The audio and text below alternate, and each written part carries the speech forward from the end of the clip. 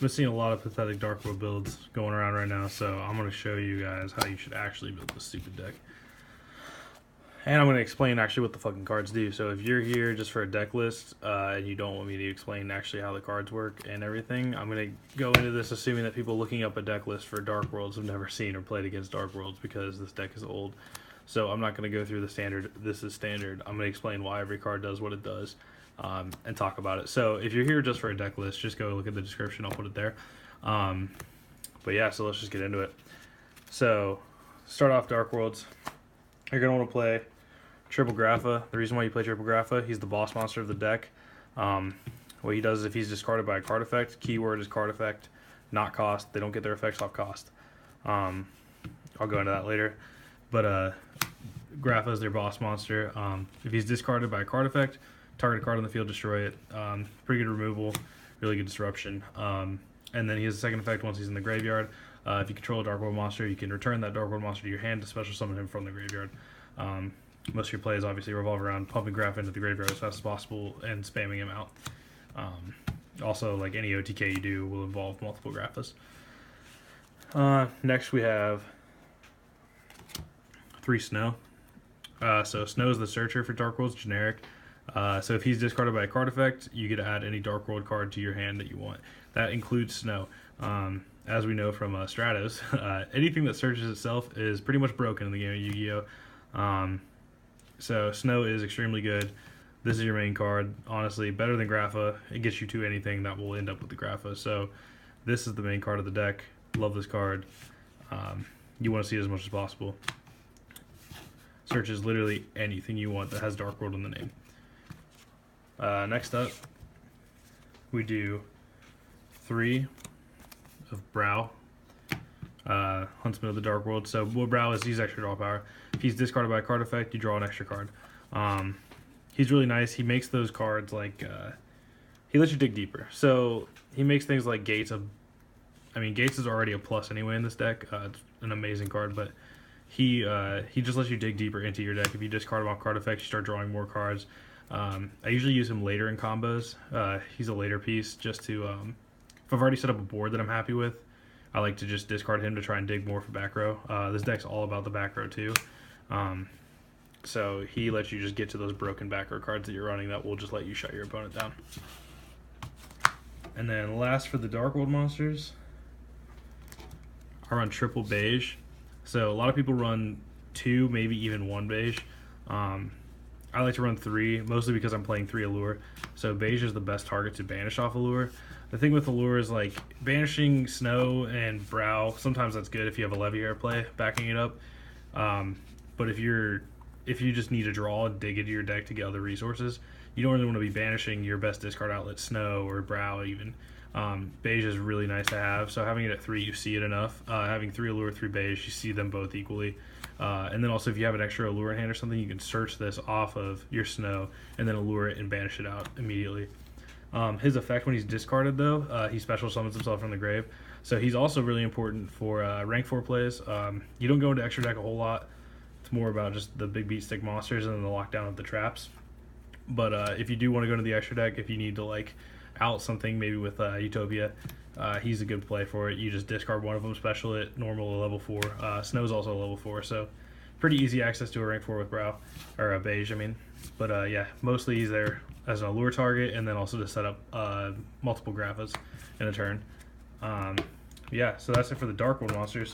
I only play 3 other monsters in the deck, those being the Tour Guide, Fiendish Rhino Warrior, and then a Maxx. Maxx just because the card's really broken right now in the meta. It's only at 1. If I could run 3, I would run 3. Wish I could run 3. But yeah, if your opponent tries to special summon or something, you discard this card. Every time your opponent special summons, you draw a card. So really good, shuts down most decks. If you drop this on Zoo, they pretty much have to pass and wait their turn, unless they really just want to give you all the cards that you can draw. It's an amazing card. And then Tour Guide, your main target for Tour Guide is going to be this Fiendish Rhino Warrior. So Tour Guide, if you normal summon it, special summons a level 3 Fiend type monster from the deck. Fiendish Rhino is a great target for it. And then it gives you an instant rank 3 play, which is 95% of the time going to be your Leviair. I have other options in there just depending on the situation you have. But yeah, that's Tour Guide, just your rank 3 engine. And then Fiendish Rhino Warrior, when he hits the graveyard, doesn't have to be discarded or anything, just if he hits graveyard, you can send a Fiend type monster from your deck to the grave. This is a big outlet for your Grapha plays. You detach him off of the tour guide when you make a rank 3, you detach him to activate the effect, and then dump a Grapha to the grave. It just lets you get Grapha in grave way faster. Getting multiple in grave is really nice. Alright, so that's it for the monsters. It's a 15 card monster count, so not super heavy, but decent. Now for the spells. You run 3 Gates of the Dark World. This card is the main engine of the deck. This card's amazing. Basically, gives all Fiend type monsters 300 attack and defense. I mean, that's kind of nice. Makes Grapha a 3k beater, but that's not really that important. The main effect, though, is once per turn, you can banish a Fiend type monster from your graveyard as the cost, and then discard a Fiend type monster from your hand, and then draw a card. The reason why this card's stupid is because all the Dark World monsters get their effects off of being discarded from it. So you discard, say, Snoww, you draw a card, so you already go even, because you discarded 1 card from hand and then drew a card, and then Snoww adds something else to your hand. So it's basically a +1 almost anytime you use it in the Dark World deck. Really amazing card, and it's only once per turn per card, not once per turn per name. So there's a lot of loops that you'll do with Gates and Snoww, and then Snoww searching another Gates, activating another Gates, discarding another Snoww. You just go back and forth searching each other. And you run through all 3 Gates usually in 1 turn, and if you do that, odds are you're probably going to win that game. If you're able to resolve all 3 Gates and you're still turboing through, you're probably drawing into a lot of strong stuff that you're going to end up winning the game with. So Gates, amazing card. Need to run it at 3. Love it. Next is another main draw power engine of the deck, Dark World Dealings. Each player draws a card and discards a card. This card's pretty good. I like Gates a lot more, obviously, but this is really nice to start a combo too. If you're missing a piece and you have like a Snoww and this in hand, you can draw a card, see what you draw to. Dark World combos are usually pretty reactive. You draw something and then you like to see what you draw before you discard. Like, you can be proactive with it, but at a certain point when you're drawing and not searching specifically, which mostly what you're doing is drawing other than Snoww, you have to react to whatever you draw. But this card's really nice. As long as you have a Dark World in hand before you activate it, you at least have a valid discard outlet that's not going to neg you 1. Because basically this card would standard be a neg of 1, because you activate it so you lose a card in hand, draw a card, then discard a card, so then you would end up losing 1 extra card out of your hand. But since you get to use your effects, it makes it even. And then it also forces your opponent to draw and discard, which a lot of decks don't want to do that. It puts them in really weird spots. They'll discard weird things just because, like, they have combo pieces in their hand they don't want to get rid of. So they'll end up discarding, like, I see a lot of people discard like Solemns and stuff sometimes when I use this. I don't know if that's the right choice, but a lot of people will do that. It's pretty cool. I really like this card. Very important you like seeing it in your opening hand with like a Snoww. And then next we play Triple Drag Down to the Grave. Dark World's pretty much the only deck that can run this card without just like not being effective. Each player reveals their hand to their opponent, and then each player picks a card out of their opponent's hand to discard. The reason why this card's amazing in Dark Worlds is you get your effects obviously off of getting discarded, and then you get to look at your opponent's hand. So if you go first turn and you open Drag Down, you get to know what they're playing before they even reveal anything, which is super nice, because then you know exactly what to play into. Also, the way to use this, for people that don't know, you want to make sure that you only have 1 card in hand that you want to discard. So unless you have like a Snoww and a Broww, I mean, then it doesn't really matter, because like you can normal one of them so that you only have 1 in hand, but honestly sometimes I want to save my normal just in case, and I don't really care about drawing an extra card. Yeah, it's pretty good. And then you draw a card after you discard something from your opponent's hand. I don't know if I mentioned that. But yeah, so basically what I like to do is, if I have a Snoww in hand, set everything. Even if I have a Snoww, I usually normal summon just to get the Snoww effect resolved off of this. It's just too good. You get to look at your opponent's hand, rip out combo pieces, you basically get to pick what your opponent's hand looks like. Really, really nice. It has a lot of synergy with the rest of the deck too. I'll get into that when I get to the traps. So then, the last 3 I play Allure of Darkness. I already got into it with the Beiige, but basically draw 2 cards and then banish a dark monster. Your main target's going to be Beiige, but there's a combo with Tour Guide. If you open up Tour Guide Allure and any Dark World monster that's not Grapha, you have basically a Leviair plus Grapha on board guaranteed with any any back row you draw or whatever else you have in hand. That's just 3 cards that you need to really just kind of get a solid board up. So this card is really amazing in this deck. You just want to draw until you hit your broken traps that win you the game. So Dark Worlds just draw through their deck, keep digging deep, and you want to find everything that you can to stop your opponent from playing if you go first. Last spell, Foolish Burial. Literally the thing with Foolish Burial is a lot of the time you'll see this early. If you see it early, it's almost better if you don't have Tour Guide in hand.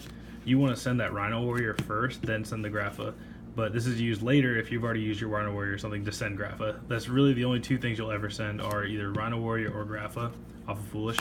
But yeah, it's really nice if you have like a discard outlet in hand. Like if you have Gates in hand and then a Dark World monster, and then you have Foolish, you can Foolish the Rhino Warrior into the graveyard. Rhino Warrior effect will dump the Grapha into the graveyard, so it basically cuts out, it gives you an extra target. You activate Gates, you banish the Rhino Warrior out, so it makes your Gates live immediately. And then you get to go off and then summon that Grapha. If you have like a Beiige, you special the Beiige off of discarding him from Gates, you draw a card, and you get to bounce the Beiige back to your hand and summon Grapha. So this card's really, really good if you get to open it. I wish it was at more than 1, but it's at 1. Alright, so that does it for the spells. Spell lineup is 13 cards, and then for the traps, I played 3 Paleozoic Dinomischus. So this is where I'm going to get into the cost thing. So this card does not cost. If you can read right there, you can see where it says target 1 face-up card on the field, semicolon, discard 1 card, and if you do, banish it.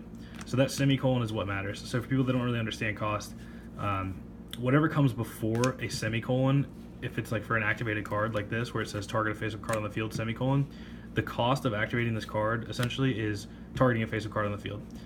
And then the discard is an effect of the card.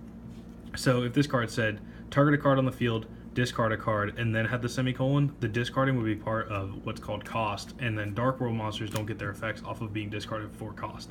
So that's why this synergizes amazing with the deck. So you target a card on the field, you discard a card, and you banish that target. Really, really disruptive. Not to mention it fuels you even more. It's another discard outlet on your opponent's turn, which is always good if you have like a Grapha in hand. You target a card, banish it, discard the Grapha, pop something with the Grapha. Really, really good. And they special if you activate a trap. Since you're running so many traps, you can start specialing these out of the graveyard too as bodies if you need them, or you can even like use them later on for extra deck stuff. Yeah, really good card. I honestly don't know why anyone's not playing this. Amazing. I've never once had a problem having this. The only time you have a problem is if you open up too many of it and you don't have any discards, but then at that point you're already bricked anyway because Dark Worlds can brick. I mean, this card is amazing. I don't know why people aren't running this. They should run this at 3 if they're playing Dark Worlds. So next we have 2 Mind Crushes. So Mind Crush, you declare a card name, and then if your opponent has any of that card in their hand, they discard all copies to the graveyard. And if not, you discard a random card. So 2 things with this card. One, this card is amazing with drag down. You get to see their hand during your turn if you have a Mind Crush in hand too, which you'll usually draw into it if you don't have it. So I'm running 2. I don't run 3. 3 is a little too cloggy. You end up like double Mind Crushes and stuff, and like it's okay. Like, I mean, you can Mind Crush, and then they have to show you their hand to confirm that they sent the card and that they don't, or that they don't have it. So you get to see their hand after you Mind Crush once, and then you can Mind Crush again and take away something else. So that is really nice, but opening double Mind Crush or opening multiples is not usually that good. But you really want to see it though. So if you play drag down, you get to see their hand, you get to see what they have. If they have multiples of something, you don't hit that with drag down, you hit something else, and then on your turn you flip this, or on their turn when they draw, you flip this and you rip the other cards out of their hand. So really, really amazing. This deck just rips your opponent's hand apart. Makes it extremely hard for them to actually play. You just rip combo pieces apart and you don't let them play. So I love this card. Wish I could run it at 3 without clogging, but 2 has been the best ratio. Next I play 2 Heavy Storm Duster. This card, I've gone back and forth with it. It does more for me when it's in than it does other things when I put them in. I was siding it out for like Solemn Strikes and stuff, and I was starting to run into trouble with back row, honestly. It's a pretty back row heavy format. Twin Twister is cost for the discard, so you don't get your effects off of it. Good thing about Twin Twister is you get to play it on your turn, I guess. But normally you want to go first anyway with Dark Worlds, so You want to have this card mained, I think, because if you go first game, you want to main this card. I would side the Twin Twister. I do side the Twin Twisters, and then I would switch this out if I know I'm going second for the Twin Twisters themselves. Just because like discarding in this deck, if you're not getting an effect off of it, so like if you're discarding for cost is not that great. You do need to remove back row though, so Heavy Storm Duster at 2 has been really good for me. It's really nice. You draw into it first turn usually if you're going through. You set it, and then they go to end their turn with back row, and you just flip pop 2. It does have a restriction. If you use it, you can't battle phase that turn. Always use this on your opponent's turn unless you really have to use it on yours. But yeah, other than that, this card's really, really good. I really like it. I think it needs to get played more. It's a matter of time before people are starting to play a lot more of this over like Twin Twister, depending on the deck they're playing, how much they want to discard and stuff like that. So now that's it for the multiples. Now it's just for the one-ofs. So we have a Full Force virus and an Eradicator Epidemic virus. So both these viruses activate the same way. You tribute a Dark Monster. Full Force virus is with Dark Monster with 2,000 or more defense. Epidemic virus is a Dark Monster with 2,500 or more attack. Full Force virus, the only Dark Monster target you have in your deck for Full Force is going to be Grapha when you have gates on board. That is the one bad thing about this card, but depending on the deck you're playing against, in most decks this will hit, but depending on the deck you're playing against, you can really just like ruin the entire game for them. So you check their hand with Full Force, you check their hand, and every monster they have, after you tribute the monster, every monster they have in their hand that is 1,500 or less defense goes to the grave. And then you check their hand, or you check their draws, every card they draw for the next 3 turns, and it will discard any that are 1,500 or less defense. So for 3 turns, if they play low-level monsters with low attack and defense, they're going to be hitting grave, and they probably can't do anything. Really good card, really nice blowout card in the beginning of the game. I only run 1. You don't want to see multiples of it because you're only ever going to resolve probably one of these in a turn, unless you get double Grapha on board with both of these. That would be amazing, but it doesn't happen a lot. But you usually can resolve one of them. So yeah, really good card. This card's better, obviously. It's at 1 on the ban list for a reason. Probably should be banned, actually, but no deck really runs it right now, so that's why it's not. But yeah, so you tribute a Dark Monster with 2,500 or more attack, and then you get to declare either spell or trap cards, and then you do the same thing as Full Force, where you check their hand and all cards they control on the field, and then if they have any of the declared type, spell or trap, you send them all to the graveyard, and then each card they draw for the next 3 turns, you check it. If it's a spell or trap card, whichever one you declared, that also gets discarded. This deck wins you games outright. You'll flip it and declare spells if you're playing against someone, and if you declared it right, depending on if you know what the deck is or whatever, if you declare the right card and they know they can't play into it, they'll scoop right there. Card's disgusting, really, really good. I love getting it first turn and just declaring spells. Even though I might not know what I'm playing against, even if I didn't resolve anything, I didn't resolve any drag downs. I have no idea what their hand looks like or anything. I don't know what deck they're playing. I will still always flip this first turn and call spells. Spells are really powerful first turn for your thing. You gotta think about it this way: is traps. They can't activate traps on their turn.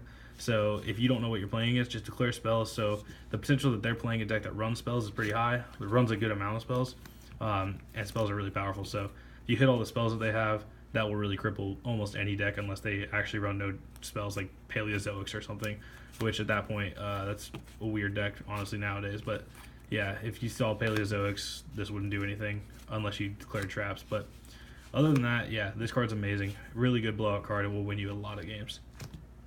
For the next one, I run Dark Smog. So once per turn, you can target a monster in your opponent's graveyard, banish that monster, and then discard a Fiend-type monster. The discard is an effect. That's why this card's so good. You can use this on your opponent's turn and your turn. So you want to first use it, since it's a trap card, it's supposed to be 2 inherently. So you can use this on your opponent's turn first, and then banish a card, discard something, and then on your turn do the same thing. It's really good. It interrupts a lot of stuff. You can interrupt timings, you can interrupt targeting. So if they activate an effect to special summon something from the graveyard, say Chalk 9 for Zodiacs, they go Chalk 9 effect, they target a monster in the graveyard to summon, you Dark Smog it, banish it out, they don't get to resolve that, they can't use the effect again, and you got to banish and discard something. Depending what you discard, could be a Grapha, you pop the Chalk 9, and all of a sudden the zoos are done. So yeah, this card's really, really good. You don't want to run more than 1 of it though, because if you clog on 2 of these or something like that, it is bad. Because you're never really going to resolve the effect more than once a turn unless you have a bunch of monsters in your hand, which is never good in Dark Worlds. If you have a ton of monsters in hand, it'll be a brick anyway, and this won't really be live anyway. But yeah, it's a really good card at 1. I love it. It wins a lot of games versus different matchups, especially any like rogue decks and stuff like that. This will really hurt them. Lightsworn, this is really good against Lightsworn. Not necessarily now with Twilight Sworn since Punishment Dragon came out, but still, you can really mess up their monster count. Fairy Tale Snow, you can get rid of Fairy Tale Snow with this. It's really good. You have to chain to the Snow's effect though. Don't activate this, try to get rid of Snow, they'll just chain to it. But yeah, really, really good card. And then the last 2 I play are 1 Imperial Order and 1 Skill Drain. Imperial Order, negate all spell effects on the field and pay 700 during each standby phase until you can't, and then you destroy this card. This card's a little weird. Since you're so spell dependent in this deck, it is a little weird to run this card, but my thought process behind it has been that if I'm flipping this, it'll hurt. I'm flipping it knowing that I'm going to hurt my opponent more than I'll hurt myself. If I'm in a position where I open up 5 traps and one of them's Imperial Order, I'm going to use everything I can before I have to use Imperial Order anyway. And if I do end up having to use Imperial Order, I do have ways of turning it off in this deck. I can use the Paleozoic trap on it, and I can use the Heavy Storm Duster on it. That's not ideal. I don't want to ever really get in that situation. I've had it happen before, and I've had to turn it off with the Paleo trap. It worked out fine, but yeah, you don't really want to have to get into that. But this card, again, it's another one of those win you games cards where you flip it on someone and they just scoop because they can't activate anything and they just sit there and get negated. Really, really good. And then lastly, Skill Drain. Right now, Skill Drain's pretty good. It doesn't really do anything to True Draco. Kills Zodiac. So if you flip this on Zoo and they don't have a response to it, they're pretty much done. True Draco doesn't care about this at all because Masterpiece will distribute a trap and then not be affected by it and still get his effect. So not good against them, but really good against basically any other deck. And Dark Worlds, all their effects are from Graveyard, so you don't really care what happens on the field. The only thing that this hurts is your Tour Guide play, which if you end up with Tour Guide after you get Skill Drain on board, I mean, like, you're probably shuffling Graphas and bouncing them anyway, so you don't really care about the Tour Guide. And then if they do clear this, then you have a Tour Guide play to back it up. But yeah, so that's it for the main deck. It's 40 cards. Pretty standard on the size of the deck. Let's get to the... Oh, another thing. People are going to probably be asking why I'm not running Brainwashing. This card sucks. It's just bad. People got all hyped about it, and they think that it's good. It's just way too hard to resolve, and it's not that good. It's when an opponent's monster activates its effect, if you have 3 or more cards in your hand, except during the damage step, so you can't even activate it during the damage step, and if you have 3 or more cards in hand, which is a pretty hefty restriction for a deck that likes to set a bunch of traps and discard everything. Because you, honestly, with Dark Worlds will only end up usually with like 1 or 2 cards in the hand at the end of a turn if you had a good turn. So this card is only good if you're like have a bad hand, and then if you have a bad hand, that's not good. And then the second part of it is if they activate the effect, you can return a Dark World monster you control. So you have to have a Dark World monster on field plus 3 cards in hand. That's a 4-card requirement just to activate this effect. You can return a Dark World monster to your hand and then change the effect of that monster to your opponent discards a random card. So everyone's hyped up about the your opponent discards a random card effect of Brainwashing and negating a monster effect. The thing is, there's so many other things that can negate monster effects. If you want to run this, just run Solemn Strike. It's better, it's live more, and this card just sucks. Seriously, it's so bad. I don't know why people are running it. Yeah, if you resolve it, it's going to be great because you get your secondary effects of Dark Worlds. They all have extra effects if your opponent uses a card to discard them, which I didn't really go over them because I have nothing in this deck for that to happen.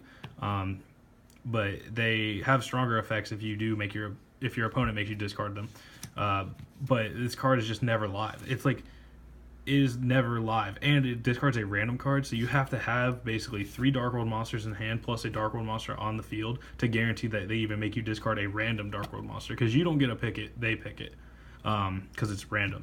So it's not even guaranteed that they will discard a card you want them to discard. What if they just discard Beiige and just special it out, and then you have a level 4 1900 beat stick that they just then like kaiju over or something stupid like that. This card is just not good. That's why I'm not running it. I never probably will run it unless they release some new Dark World support that makes this better. Basically, if you do want to run this, the only time I've ever found success with running it is with Reckless Greeds. So you gotta find extra deck. You gotta find main deck space for three Reckless Greeds, because then you can set your whole hand and whatever, and then resolve a couple Reckless Greeds, and then chain this on that after you have 3 cards in hand. But there's no guarantee with a deck where all you're doing is drawing and not searching that you'll actually have targets that you want to discard off of this. So That's why I don't play this card. Don't like it. Don't think it's good. Alright, so for the extra deck, I play one Totally Awesome. Just you don't really go into the extra that much, so I had a ton of space, so I was just messing around with it. Just for the paleo traps. So if you do manage to resolve 2 of those in a game, and then you start flipping your trap cards to stop your opponent, and you start specialing those out, you do have access to Totally Awesome. And Totally Awesome runs under skill drain because he tributes himself as cost to negate something. So he's really good. I don't honestly, I think I've made him one time though. Usually your extra deck spot is taken up by a Leviair or a rank 8, but it's just there in case I ever run into that situation. And I had the space for it, so why not? For the rank 3s, I run Leviair, Breaksword, Dante, and Grand Pulse. So basically this is the main one. This is what you're going to make every game if you can. So Leviair, once per turn, you can detach a material, target a level 4 or lower monster that's banished, and special summon it to your side of the field. This is your main combo play. This lets you tour guide it out, grab one of your banished ones, maybe you banished off Allure or Gates, special it, and then special a Grapha from grave with that card, and then add another card to your hand. Really, really good card in Dark Worlds. Really amazing. So 95% of the time, this is what you're making off tour guide, or if you normal 2 browse or something. Some way, if you're making a rank 3, this is what you're making. But if you're not making a rank 3 for some reason, or you're not making Leviair for some reason, maybe you already used it, and then you have 2 browse on field or something, these are your backups. Breaksword, it's basically Diamond Dire for rank 3s. So you target a card on the field, and one you control and one that your opponent controls, you destroy both. So you just pop himself and pop a card on the field. Clears the way for a lot of things. Just a good card. Dante, honestly, this card's in here in case you like open up tour guide and then garbage, and you need to get cards in grave. If you have like a Gates, or like you open double Gates and then like 1 monster plus tour guide plus something else, and you don't really have a way of getting a discard outlet going because like you have Gates with no Fiends in grave, I like to just go into this, send that Rhino Warrior, dump a Grapha, and mill 3, and just hope that they're good mills. I've done this like once or twice, and it's been like whatever. Not really good, wouldn't want to do it, but I mean, it's there in case you really get desperate. Since Dark Worlds don't really have a ton of power right now, like, I mean, sometimes you just need to do things that aren't necessarily the best play just to get a play. This will give you a play, but this is probably like the last one I would make out of all 3 of these. And then Grand Pulse, basically just MST. You can detach to pop a spell or trap card, and you can't attack or something that turn. But yeah, you just use him to clear the way, just like Breaksword. I would make him before Breaksword, but, well, Breaksword can hit monsters, but if you're trying to just clear back row, make him first. He's got a 2800 ass, so sit him in defense and then pop a back row, and then he'll probably live for the next turn. Pretty good. So that's it for the rank 3s. And then I have a couple rank 4s in here. I have Abyss Dweller. This will kill certain decks. Dino Yang Zings. If you make Abyss Dweller, they are crying. So make Abyss Dweller if you know you're playing against them. If you get to go first. So if you go first turn and you see that they're Dino True King Yang Zings or something like that, you can make Abyss Dweller. Just funnel your plays into a rank 4 play, make Abyss Dweller, sit on it, and they probably won't be able to do much. They'll probably get like a True King on board or something like that, but overall this will shut down most of their plays and they won't be able to combo off. Next I just play the Utopia engine. I don't play the 3rd one.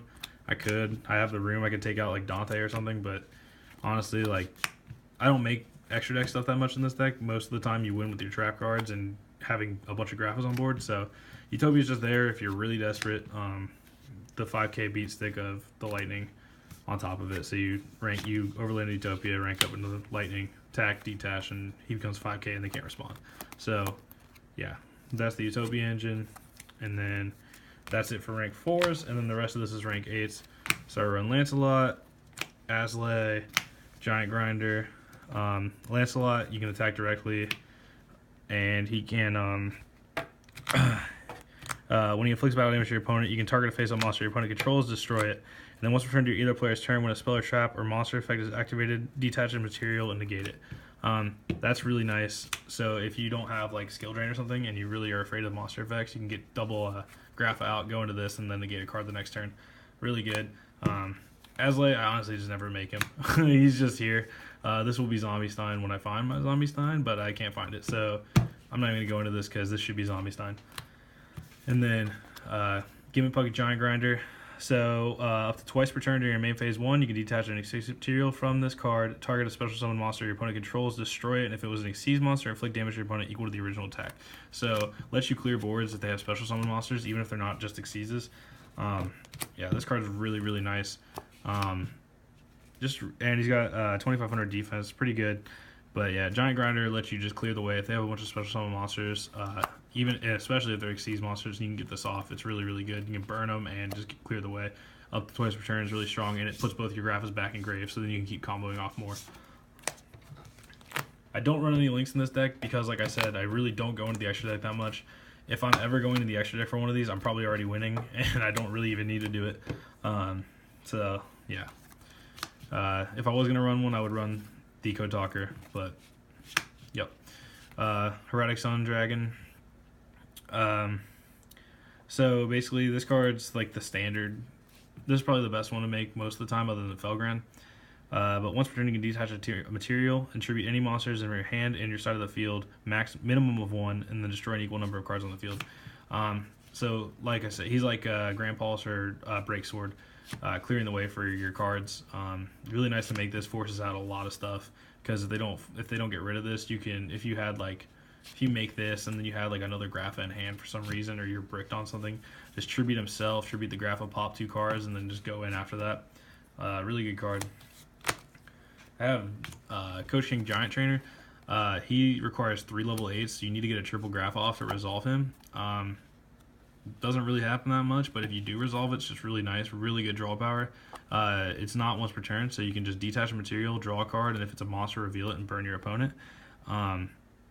Up to thrice per turn. Nice language there, thrice. But yeah, so if you do make this, it's just really nice draw power. You can just draw 3. I would not suggest making this if you get triple Grapha on board unless you've already attacked and you somehow didn't kill your opponent, and you want to draw into more combo pieces, or if you know you have more discard outlets to then get those Graphas back. But yeah, this card is just really, honestly, just really nutty. A lot of these cards I wouldn't really make unless I was playing like rogue stuff that I'm pretty sure I'm going to win no matter what, and then I can just have fun with it. But yeah, this card's pretty sweet once you make it and draw 3. Draw power is just so fun because you can draw into a bunch of traps too and set them all and then just go off. And then the last 2 are Felgran and Hope Harbinger. Felgran, you can target a monster on the field, negate that monster's effects, but it's unaffected by other card effects this turn. So Felgran is really nice if you think they're going to run board wipes or something and you don't have you go first turn, you get 2 Graphas out, go into a Felgran and just sit on it. If you don't know what they're playing, because if they run like a board wipe or something like that, you can they run Dark Hole. They activate Dark Hole. You just target himself. It negates his effect, but he's unaffected, so he doesn't die, and then you don't get to negate their effect because he can negate your opponent's effects and stop them from going off too. So that's why it's really nice they have to deal with him first. But yeah, he's a really good one. This is usually what you want to go into most of the time with Grapha. Felgran is like the best rank 8 in this deck. And then there's Hope Harbinger. So this is a really good card too, and if you're against a deck that runs a lot of spells. The thing with Hope Harbinger is he negates a spell and then attaches it to himself as a material. Really good for locking people down if you know what they're playing and you know that like they don't have a lot of cards in hand to combo off. They have like 1 spell that they need to resolve. You just go into this, so it's like you're playing against like you're playing against Eidolons and they have a Magical Meltdown and no other way of getting Invocation, or they have no invocations, they just have 1 Alistair. They're going to normal Alistair and then do Invocation, and when they try to activate Invocation, you just take this away. Or take it away with this. Just stuff like that. It's situational for that, but overall, it's just a really nice card. Shuts down a lot of decks, shuts down their primary play. A lot of times they can play through it after that, but stopping 1 big play is all that you really need with the backer that you do run in this deck to really shut somebody down. Yeah, so that should be doing it for the extra deck, and so that is my Dark World build. Side deck's really up to your preference. The only thing I would suggest for side deck is those Twin Twisters I was talking about when the Heavy Storm Duster, just swapping in 2 Twin Twisters for Heavy Storm Duster, and then the hand trap stuff. Since you do draw so much, if you need to put in Ghost Ogres and like Ash Blossoms and stuff, you can throw those in for sure. You're going to draw into them. Only problem I have with that is, that's why I don't main those, is because monster count in this deck is not necessarily good. If you draw into a bunch of monsters and you don't have a way of getting rid of them, and they're not like Dark World monsters discard, then you'd end up breaking on them. So that's why I don't like running a lot of them. I would cut if you're gonna put in those hand traps, I would cut your count of beige down first, plus traps or spells, or basically just traps that aren't live against the deck you're playing. So, but yeah, other than that, side deck's pretty much up to you based on what you're playing against, what you want to play. But yeah, my only two suggestions are the hand traps, so Ghost Ogre and Ash Blossom, probably, and Ghost Reaper, and then maybe some side deck or some extra deck targets, and then yeah. Also, siding Ghost Reaper, I always side at second game because they will always try to make Abyss Dweller if they can. So you side that Ghost Reaper and you already have your Abyss Dweller in your extra deck, and then you just Ghost Reaper the Abyss Dweller for right away. Get that out of the way, because if they make Abyss Dweller on you, you might as well just scoop up, because you're not going to resolve anything and you're going to lose. Unless you have traps to stop it. It'll shut you down for at least one turn, and that might be all you need to lose, because Dark World is not at the strongest point they've ever been. I think it's actually better than it has been in the past, though. Like the last time that Dark World was probably this strong was when Skill Drain was at 3.